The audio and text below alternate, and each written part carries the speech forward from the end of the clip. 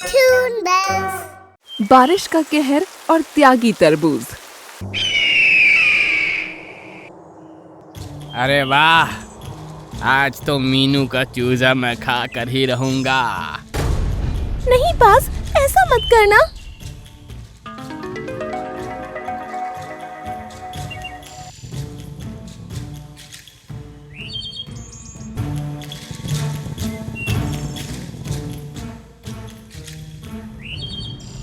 हे भगवान, मुझे बचा लो। मीनू, तुम फिक्र मत करो, मैं तुमको और तुम्हारे बच्चे को कुछ नहीं होने दूंगा। अरे तुम तो एक तरबूज के पेड़ हो, भला तुम क्या कर सकते हो। ब्लैक वर्ल्ड जंगल में सुहानी सुबह थी। ठंडी ठंडी हवाएं चल रही थी। ऐसे में जैसे ही जंगलवासी सोकर उठे तो उनका दिल उमंगों से भर गया। आज का मौसम कितना दिलकश है। सूरज पूरी तरह बादलों से छिपा हुआ है और कितनी सुहानी हवा चल रही है। तभी गोल्डी बाज सामने आया। अरे वाह, आज तो मीनू का चूजा मैं खा कर ही रहूंगा। नहीं बाज, ऐसा मत करना। अब मीनू ने अपना चूजा पंजों में दबाया और उसको लेकर उड़ चली। वहीं बाज भी उसके पीछे हो लिया। कहाँ जाएगी मुझसे बचकर? मीनू काफी देर तक उससे बचने के लिए उड़ती रही, लेकिन अब वो बेहद करीब था। वो तरबूज के पेड़ पर जा बैठी। हे भगवान, मुझे बचा लो। मीनू, तुम फिक्र मत करो, मैं तुमको और तुम्हारे बच्चे को कुछ नहीं होने दूंगा। अरे तुम तो एक तरबूज के पेड़ हो, भला तुम क्या कर सकते हो। तभी गोल्डी बाज वहाँ आ पहुँचा। मीनू, अब तो तुम्हारे बच्चे को तुम्हारे सामने खाऊंगा मैं। गोल्डी बाज उसे खाने ही वाला था कि तभी तरबूज के पेड़ ने 2 तरबूज गिरा दिए आह, आह, और गोल्डी बाज दोनों के नीचे दब गया। अरे ये कहाँ से आ गए? और अभी तो रुको, क्लाइमैक्स अभी बाकी है। तभी उन तरबूजों से बिजली का करंट निकलकर बाज को झटके देने लगा। अरे बाप रे, इतना तेज झटका! बाज हवा में उछला और फिर वहाँ से भाग निकला। तरबूज के पेड़, तुम्हारे अंदर ये शक्तियाँ कहाँ से आईं? ये तो मैं तुमको नहीं बता सकता मीनू, लेकिन मुझे खुशी है कि अब मैं मेरे जंगल वासियों की हर मुसीबत में मदद कर सकता हूँ। इतने में बाकी पंछी भी वहाँ आ पहुँचे और जब मीनू ने उनको सब कुछ बताया तो वो सभी खुश हो गए। चलो, अब तो हमारे पास जादुई तरबूज है। अब हमें किसी मुसीबत से डरने की जरूरत नहीं है। उन्होंने कुछ देर तक पेड़ से बातें की और उसके बाद अपने अपने घरों को चले गए। अगले दिन सुबह से ही जंगल में अजीब तरह का शोर होने लगा। जोरों की बिजली कड़की और मूसलाधार बारिश शुरू हो गई। अरे वाह, कितना प्यारा मौसम हो गया। सभी पक्षी अपने अपने घरों में बैठे हुए बाहर का नजारा देखने लगे और सभी को मजा आ रहा था। लेकिन जब बारिश कई घंटों तक नहीं रुकी तो सभी को अब परेशानी होने लगी। अरे अब तो पानी भी भरना शुरू हो गया है। ये बारिश रुकती क्यों नहीं? तभी टीनू और मीनू का घर हवा से नीचे गिर गया और पानी में बहने लगा। अरे हमें कोई बचाओ! अरे हमें कोई बचाओ! वो बहते हुए तरबूज के पेड़ के पास पहुंची।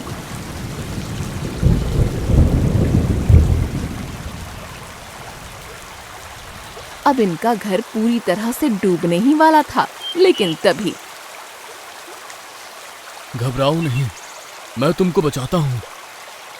तरबूज के पेड़ ने जादू किया और तभी उन दोनों के लिए 2 तरबूज के बने हुए घर पेड़ पर उगे और पानी में तैरने लगे। जल्दी से घरों में आ जाओ। वो दोनों खुशी खुशी तरबूज के घर में घुस गईं। वाह, ये घर कितना खूबसूरत है और कितना आरामदायक भी। उन्हें देखकर पेड़ को बहुत खुशी हुई। चिंकी चिड़िया और उसका पति दोनों अपने घोंसले में बैठे थे कि तभी अरे क्या हुआ चिंकी? ए जी, मुझे पेट में बहुत दर्द हो रहा है। लगता है मैं अंडों को जन्म देने वाली हूँ। चिंकी तुम शांत रहो, एक ही जगह बैठी रहो, सब ठीक से हो जाएगा। उसी समय हवा का एक झोंका आया और वो दोनों घोंसले समेत नीचे पानी में आ गिरे।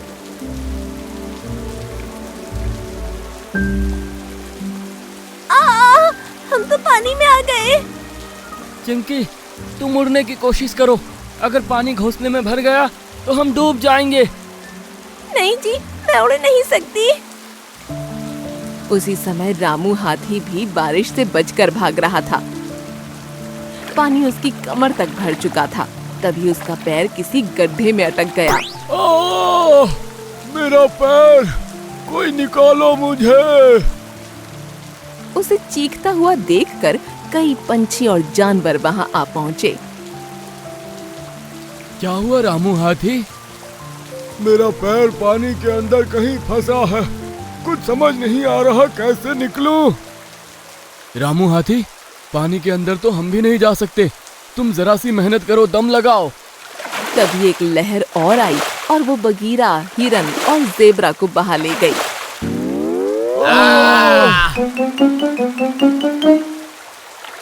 अब सभी जानवर और पक्षी मुसीबत में थे।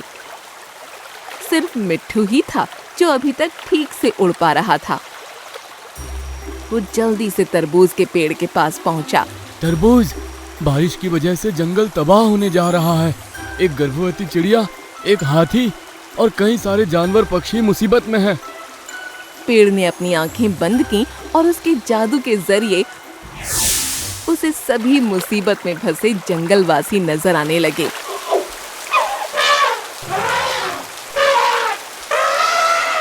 हे भगवान, ये तो बहुत बड़ी परेशानी है।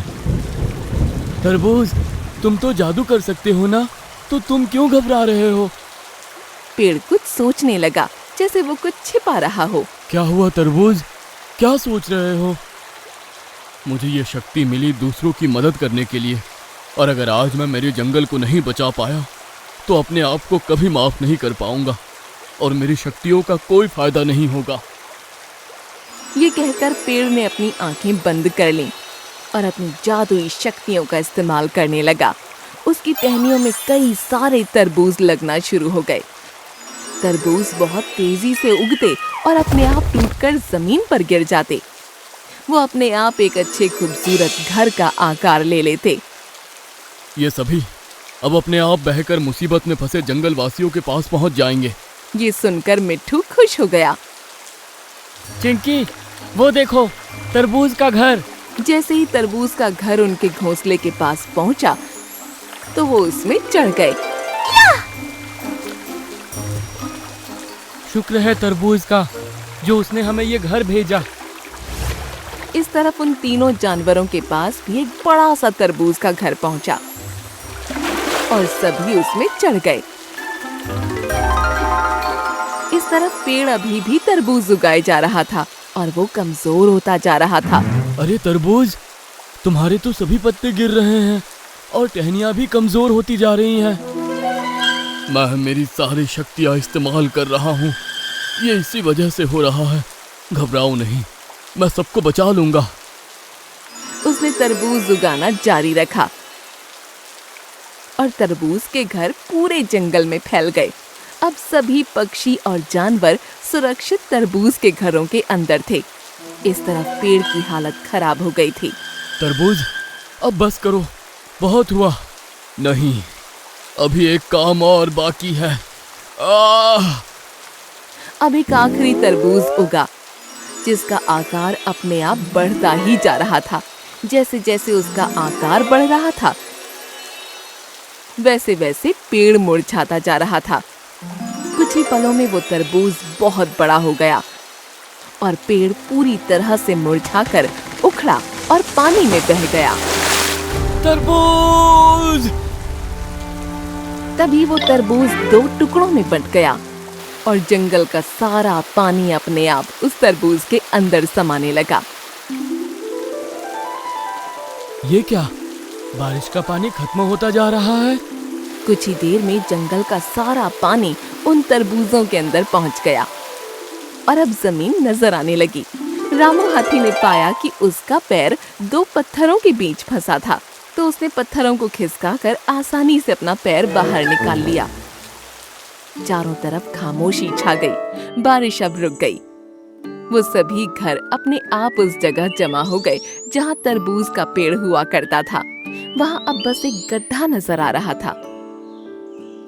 सभी जंगलवासी उसको देखने लगे। हमें बचाते बचाते तरबूज के पेड़ ने अपनी जान दे दी। सच में मुझे अपने बचने की जितनी खुशी है, उससे ज्यादा तरबूज के मरने का दुख भी हो रहा है।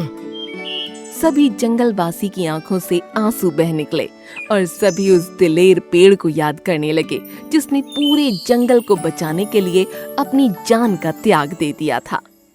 अरे ये क्या हो रहा है? कहीं भूकंप तो नहीं आ गया? उसने घोंसले से निकलकर देखा। रामू हाथी, इस पेड़ पर मेरा घोंसला है, रुक जाओ वरना वो टूट जाएगा। अरे किसी दूसरे पेड़ पर घोंसला बना लेना, लेकिन मैं नहीं रुक सकता। मैं इस पेड़ को गिराकर ही रहूंगा। एक जंगल में रामू नाम का एक हाथी रहा करता था जो बेहद शरारती और क्रूर था।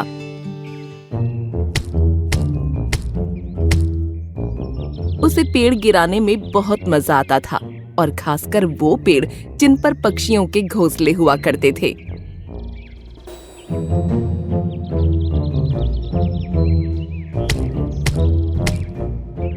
अरे रामू हाथी, मेरा घोंसला खिसक रहा है, रुक जाओ नहीं तो नीचे गिर जाएगा।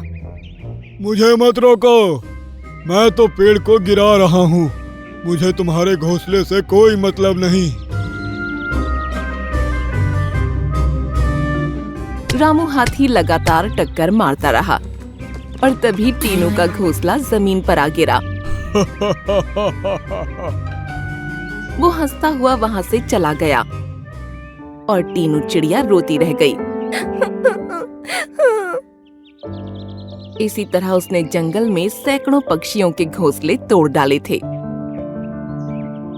इसी जंगल में एक अपाहिज तोता भी रहता था जिसका कोई घोंसला नहीं था। उसके पास कालू कौवा आया और बोला, मिट्ठू, कैसे हो तुम? हाँ, मैं तो अच्छा हूँ, तुम कैसे हो? मैं भी ठीक हूँ। और बताओ, इस पेड़ पर क्या कर रहे हो? मैं सोच रहा हूँ कि इस पेड़ पर अपना घोंसला बनाऊं, लेकिन मैं तो अपाहिज हूँ, भला कैसे बना पाऊंगा? अच्छा हुआ कि तुम आ गए।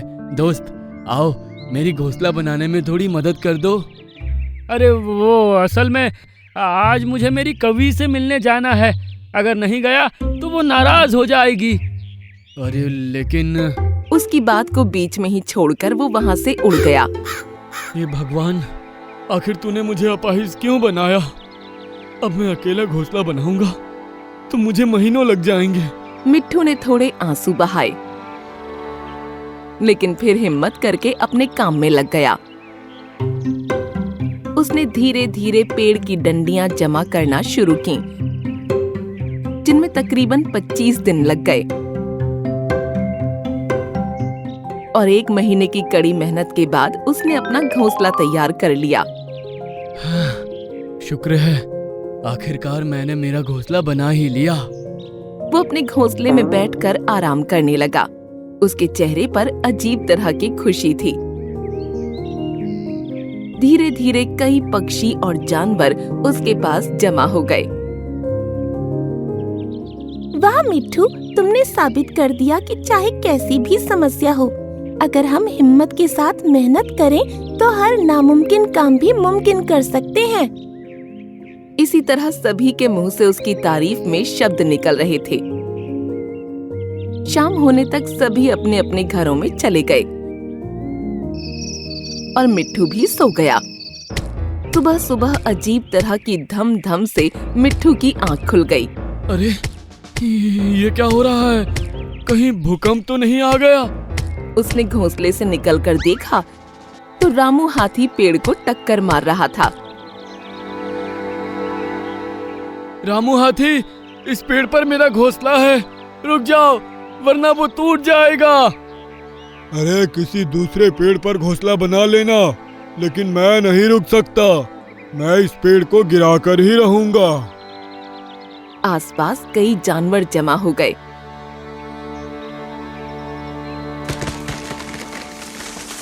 और तभी पेड़ के साथ साथ मिट्ठू का घोंसला भी नीचे गिरकर टूट गया। ये देखकर मिट्ठू का दिल भर आया। दुष्ट रामू हाथी, मैं तो एक अपाहिज तोता हूँ। मैंने ये घोंसला 1 महीने दिन रात मेहनत करके बनाया था, लेकिन तूने मेरी एक नहीं सुनी और इसे तोड़ दिया। अरे अरे बस करो यार। मैं इस जंगल के हर पक्षी से कहता हूँ कि अपने घोंसले मजबूत बनाओ, ताकि वो पेड़ गिराने पर टूटे नहीं और तुम लोग उन्हें सही जगह ले जाओ। अगर ऐसे ही नाजुक घोंसले बनाते रहोगे तो मेरे पेड़ गिराने पर तुमको अपना घोंसला टूटते हुए देखना ही पड़ेगा।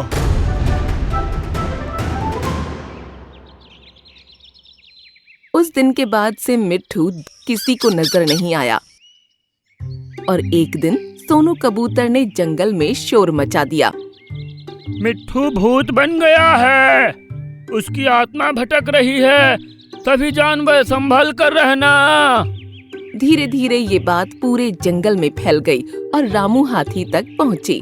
मिट्ठू कहीं भाग गया है और ये पागल बेकार में उसकी आत्मा के भटकने की खबर फैला रहा है, जैसे मैं डर जाऊंगा। अगले दिन रामू हाथी तालाब के पास वाले बगीचे में गया, जहाँ कई जानवर और पक्षी मौजूद थे।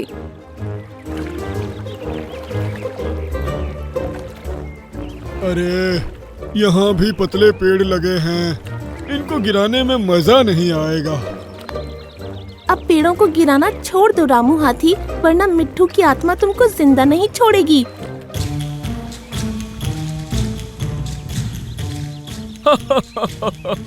मिट्ठू की आत्मा, मिट्ठू की आत्मा। ये कहकर रामू हाथी उसी पेड़ को गिराने लगा जिस पर मैना का घोंसला था। टूट जा, टूट जा। अरे रामू हाथी, मेरे घोंसले वाला पेड़ ही क्यों तोड़ रहे हो? तुम्ही ने तो कहा है कि मिट्ठू की आत्मा आ जाएगी, बुला लो मिट्ठू की आत्मा को। ये कहते हुए वो लगातार टक्कर मारता रहा। रामू हाथी, रुक जाओ। ये आवाज कहाँ से आ रही है? तभी सबने देखा कि उसी पेड़ पर मिट्ठू आ बैठा है। तुम्हारी इसी दुष्टता की वजह से मेरा घोंसला टूटा था और उसके गम में मेरी जान गई थी। अगर नहीं रुके तो मैं तुमको अभी के अभी तुम्हारी दुष्टता की सजा दे दूंगा। ओहो, तो तुम मर चुके हो और मेरे सामने तुम्हारी आत्मा है। तो ठीक है, आत्मा हो तो मुझे सबक सिखाओ ना, विनती क्यों कर रहे हो? ठीक है, तो अब देखो। उसके इतना कहते ही रामू हाथी हवा में ऊपर उठ गया। अरे बाप रे, मैं हवा में कैसे जा रहा हूँ? सभी ये देखकर हैरान रह गए। रामू हाथी हवा में उड़ता हुआ तालाब के ठीक ऊपर जाकर रुका। अब मैं तुमको पानी के अंदर गिरा दूंगा और तुम इसी के अंदर डूबकर मर जाओगे। अरे नहीं मिट्ठू, मिट्ठू मुझे माफ कर दो, माफ कर दो। अरे मुझसे बहुत बड़ी गलती हो गई कि मैंने तुम्हारा घर तोड़ा और तुमको बेघर किया। अब भला मैं तुमको क्यों छोड़ूं? तुमको तो अब मरना ही पड़ेगा। मैं तुमको तो वापस नहीं ला सकता, लेकिन वादा करता हूँ कि जितने भी पक्षियों के घोंसले मेरी वजह से टूटे हैं, मैं उन सभी को घर बनाकर दूंगा और अब कभी किसी पेड़ को नहीं गिराऊंगा। प्लीज मुझे छोड़ दो। इतना कहते ही रामू हाथी जमीन पर आ गया। जाओ, जाकर टीनू चिड़िया को एक नया घोंसला बनाकर दो। हाँ हाँ, मैं अभी जाता हूँ। ये कहकर रामू हाथी वहाँ से भागकर चला गया।